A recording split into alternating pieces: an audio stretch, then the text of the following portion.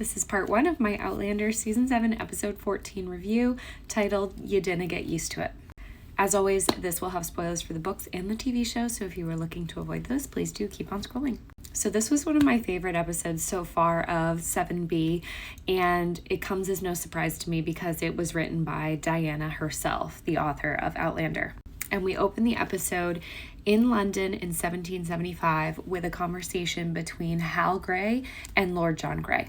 Now in the books, Hal at this point is in America, but they are choosing to, I think, omit that storyline. So this scene serves as a little backstory, plot filler, but also provides some context for the viewer of the show if you haven't read the books. In this conversation, Hal explains to Lord John that he has been diagnosed with gout and therefore cannot travel to America, which is why, up until this point in the story, he was not there. So he sends Lord John instead. And in this conversation, we see that Hal is a lot more eager to send their children, being William and Henry and his son Benjamin, to America to fight because he so strongly believes in the fight with the Americans and squashing the fight for independence. John, on the other hand, is optimistic that war could end and that there is no need to send their kids off to war if they can do their part to prevent it from happening. But Hal is very outspoken in the House of Lords, and John knows that that's not exactly helping the situation. Hal being outspoken is actually a very important part of the plot because it actually puts a bit of a target on the backs of the Greys, as we will see later in this episode and hopefully in the coming episodes as well. And at the end of their conversation, Hal asks John to promise that he would give his word that he will never accept the notion of American independency. And we immediately cut to the scene next in America where Lord John is doing exactly that. As we remember from the previous episode, he gave his name as Bertram Armstrong, which are two of his middle names, in order to avoid being captured yet again by the American militia. So at this point, he is doing this to save himself. But for Lord John, the irony of him doing this is not lost on him at all.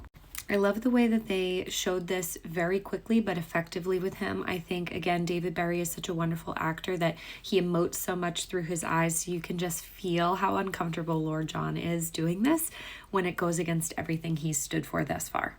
Then we get the title card for the episode. The name of this episode is called You Dinna Get Used to It, which I made a comment in one of my previous videos about how there's a chapter where young Ian talks about you don't get used to taking the life of another person during a battle or during a war. But in this episode, this is actually a phrase that Jamie says to Lord John later in the episode. And the clip that we see in the background is akin to a comment that Claire makes at the dinner about the 5-pointed star being chosen to be on the American flag. As we see later, George Washington makes a mention that a 6-pointed star would be more difficult to embroider, so they changed it to the 5-pointed star. Details like this that are kind of sprinkled in are what I think is the biggest giveaway for me that Dinna is the one who wrote this script. I really, really enjoyed this episode. It didn't feel to me too heavy. I thought the pacing was really good, and we got to meet so many new characters. So let's get into it further. We can see Jamie replacing the chandelier in Lord John's home with Mrs. Figg. Again, you remember that William destroyed this when he found out that Jamie was his father.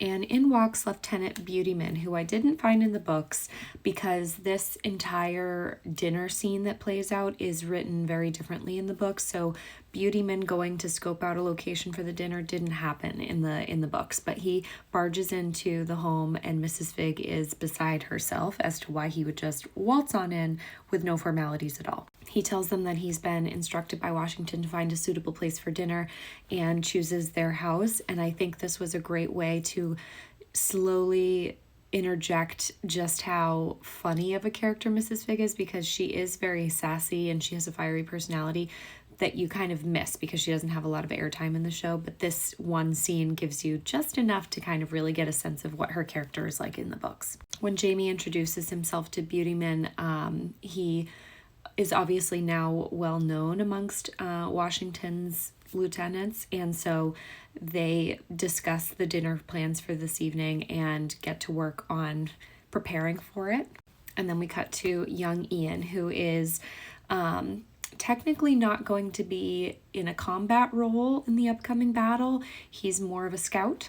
And so we see him here looking over the British camp to see what is going on there. And he takes the information back to everyone that the British are not that far outside of the city, but he has eyes on where a lot of them are located. Claire is then seen at a market getting supplies for the dinner, and she runs into a pretty well-known figure in history. This is the Marquis de Lafayette, and in the books he meets her in a very similar but different situation than how they chose to do this in the show. They are actually at a camp already, and Claire and Ian and Jamie arrive late, and she is hungry, so she goes to a dining hall basically and runs into him there instead of a marketplace. But Claire immediately recognizes his name and remembers learning about him and his role in the history of this war, and he was a real very important person, both in American and French history. He was primarily influenced to join the war because his father had died at the hands of the British, and so he felt very tied to the cause, and he didn't arrive in America until June of 1777. So he's recently arrived in America. He landed in South Carolina,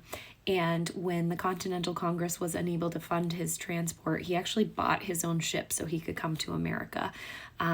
He ultimately would be permitted to command his own troops in an upcoming battle, which was one of the major final battles in the War for Independence. And then when he returned to France, he was a key part of the French Revolution. So he's a very revered, celebrated person in both America and French history. Now in the books, because they are already on the campsite, basically, he immediately takes Claire to meet General Washington, who is in a back room at a bar, and introduces her to him there, and she is awestruck, obviously, again, by meeting him.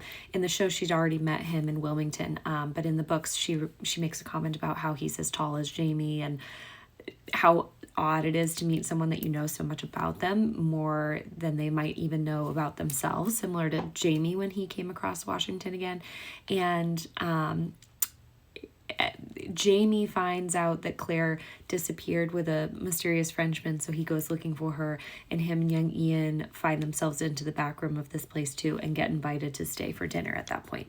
Obviously in the show, the dinner takes place at Lord John's home, and the table is filled with important prominent people that Jamie will be interacting with as they gear up for the upcoming battle. And at this dinner, Percy Beauchamp shows up, which is different from the books. Again, he does not show up at this meal in the books. This is just show plot, and he is introduced as an aide-de-camp for Lafayette. And so Claire kind of pieces together that they have the same last name, and he puts on this very thick French accent, which we later find out is, again, phony. But they did have her meet him first. Again, subtle change from the books. Because in the books, he shows up when Claire is fixing Lord John's eye, and Germain is there. And Germain recognizes him because he had been snooping around the year prior looking for Fergus. I made a whole video talking about Fergus, why Percy Beauchamp is looking for Fergus. You can scroll down in my profile and find that video and watch it for yourself, because I think that's an important subplot that they might bring up later. But again, in the books, that is where Claire meets Percy for the first time, is with John in the room, and he is coming across as a much more suspicious character in the books in this scene than they put on here in the show. Obviously, Jamie is also sitting across from her at the table, and Jamie thinks that he's a villain because he already knows that he's been looking for Fergus. So his presence is not as welcomed in the book version of events, where Lord John is there and Jamie is there, and Claire finds out from Germain who this man is and that he's the one that's been looking for Fergus. At this dinner, we see George Washington gift Claire an American flag, and they make a toast for all that America stands for. We can see Jamie looking across at Claire quite often during this dinner because I think he knows the significance of this moment and their involvement in it. And by the end, Washington makes a point to say, even though this dinner won't be noted in the annals of history, it doesn't mean it's not a significant moment in time for them. Come back for part 2.